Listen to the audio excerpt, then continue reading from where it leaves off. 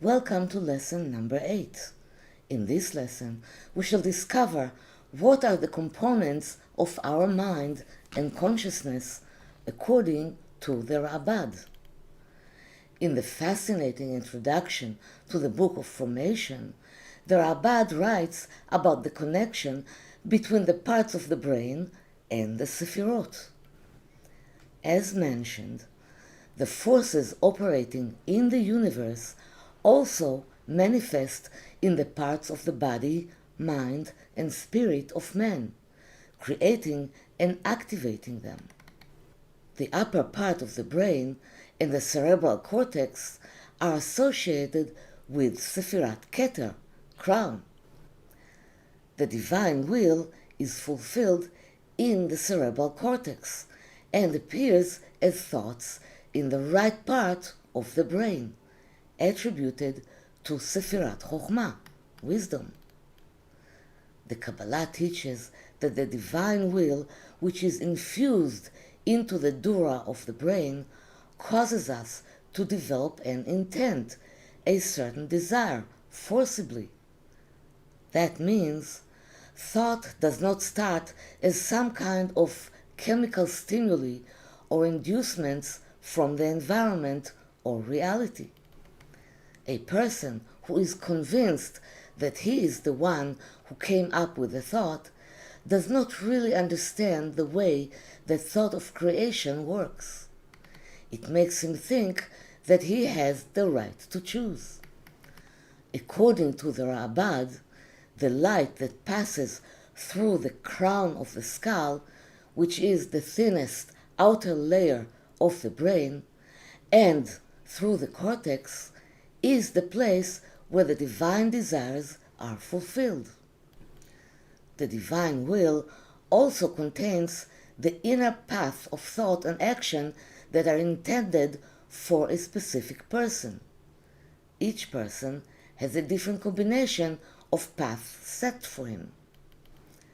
The divine will descends and is encoded within the cerebral cortex, and then embodied there as an inexplicable, incomprehensible, and unknown will, a will that is beyond reason.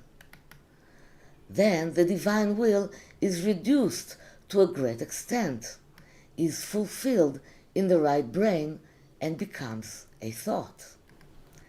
The idea arises, then moves to the left brain, Sefirat Binah, or understanding, where the person tries to analyze the thought and understand it.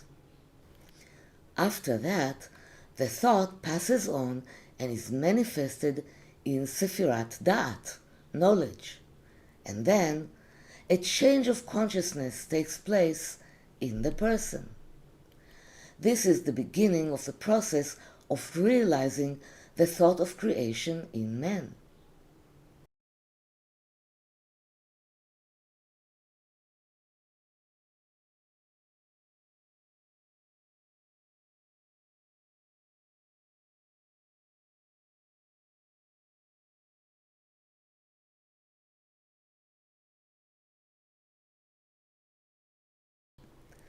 Man cannot live without a cerebral cortex. Man's main purpose here in the material dimension is to realize the divine will. Without this thin layer that exists around the brain, a connection to the supreme system is not possible. The divine will cannot enter a person, and a complete separation from the Creator is generated. People who are convinced that divinity does not exist create this disconnection on purpose. Where there is a disconnection, there is a real danger for brain injury or a head injury. Enticements, persecutions, and criticism that come from the environment may also affect the entry of the divine will into the mind. In such cases, the body becomes more and more crude and contains the impurity of death. In the introduction to Sefer Yetzirah, the Rabbad mentions the term proper slaughter or kosher slaughter as a metaphor for the proper conservation of energy in the body. When an animal is slaughtered in a non-kosher butchery, the energy in it becomes the energy of a corpse and is therefore not kosher. Impurity infests in the body when the divine will is disconnected from the body, and then the body becomes abandoned, treifa, and demolished by the systems of impurity, like predation. The beastly soul and the beastly mind are devoured.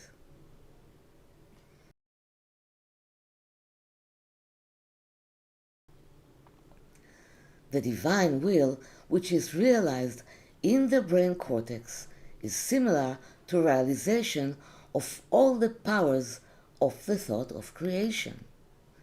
In this generation, our brainwaves are very shallow compared to the ancient generations. The human eyes cannot see the sounds, and we need measuring tools to measure frequencies. When the Israelites left Egypt, they could see the voices because their brains produced stronger resonance waves.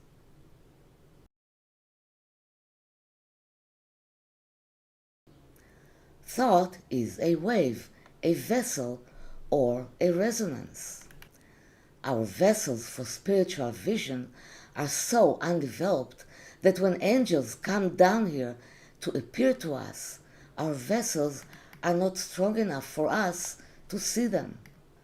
We must concentrate a very strong thought and intention, plus develop the desire to influence, and with their help, we will create a resonance strong enough to see them in front of us. One of the goals of studying Kabbalah is to sharpen and strengthen the senses. The low and beastly frequencies in which we live can no longer serve us, because in these low levels men cannot see anything.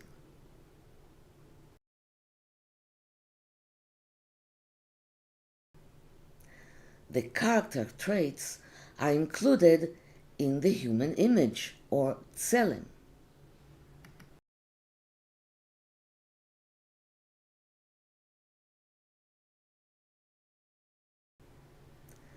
The tselem is given to us by the parents and created when the parents are mating to create an offspring. It encodes in it all the character traits of a person's nature.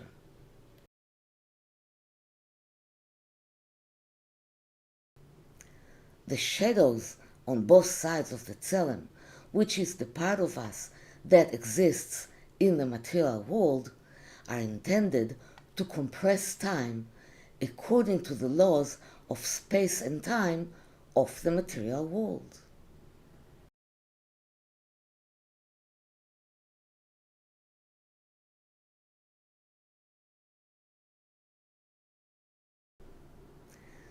The Sefirot that are contained in the world of creation, Chesed, Gvura, Tiferet, Netzach, Hod, Yesod, represents all the personal attributes.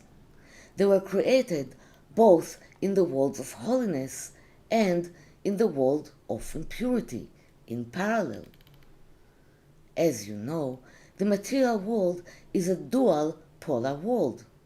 It contains holiness versus impurity. Both sides are parallel to each other.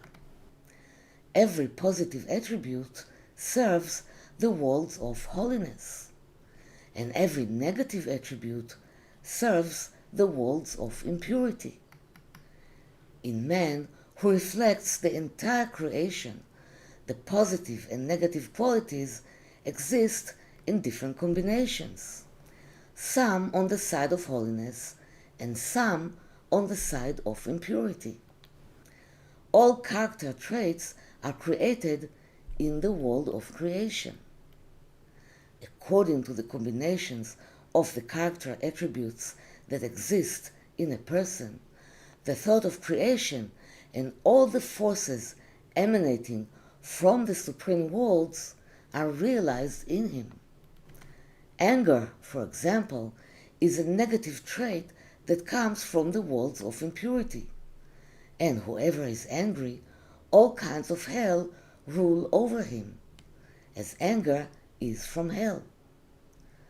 Charon Af, the fury of God, is also considered as a power, a measure of justice. In the next lesson, we shall continue to explore the powers that compose our body and mind. So thank you, and see you in the next lesson.